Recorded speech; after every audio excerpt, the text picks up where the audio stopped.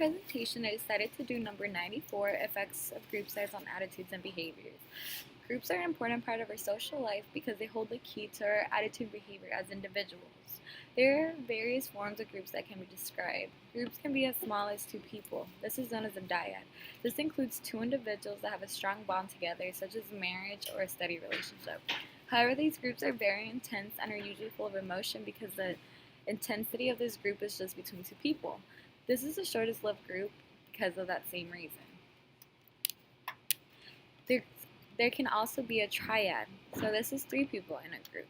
Although this group is still relatively small, it is far more stable because a third person can resolve a dispute between 2 individuals.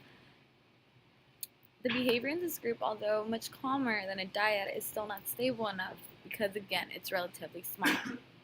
In small groups, there is a lot more comfort going on. Using the example of a small classroom versus a large classroom, the small class always has a more comfortable atmosphere to it. In a small class, it is more likely that you know the other students in the classroom, that you raise your hand to answer questions, and that you participate. Also, being in a small classroom will mean that you become friends with the other students and create a bond.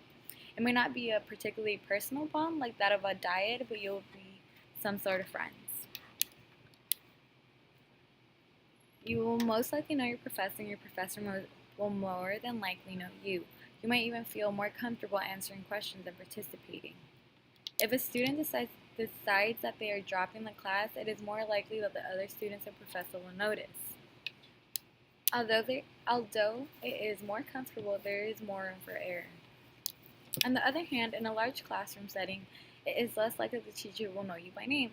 The shy kid in the back will probably go without talking the entire class and still pass the semester. Same way, if someone were to drop the class in a large group of students, you will not notice. It is less personal, but you will get straight to the point. Another huge factor in the way group size affects attitude and behavior is in the conformity of the member of the group. In small groups, individuals are more likely to have their own opinion and stick to it. In larger groups, it is most common for one person to give an answer, and everyone who comes after will just follow and agree with the answer. As proven by Ash's experiment, a large group was asked a question with an obvious answer. The first person was told to give the incorrect one. Everyone after this person continued to give the wrong answer despite knowing it was incorrect. When those individuals were asked why they stuck to the wrong answer, even though they knew it was wrong, half said that they knew the answer was wrong, but they didn't want to seem different than the rest of the group. The other half answered that they began to doubt themselves and their answers. Group size doesn't only affect the group, but also the individual themselves. Keep in mind that the larger group has a better chance of getting diverse and different ideas, however. From both ends, whether a small group or a large group, they both have their pros and cons. 10 facts that I wanted to include in my presentation was that social facilitation happens in smaller groups because it is easier to become intimate. Polarization occurs in large groups. This means that the group is in union and believe that the task can be completed. Smaller groups are better and faster at completing action tasks than larger groups, but larger groups are better at fact-finding activities. 2 brains are better than 1. There is more stability as a group size increases since it becomes less personal and emotion is not applied as much. The problem in a large group is that there are individuals going through the motions of doing the task rather than completing the task, also known as lofting. People in big groups have less individuality.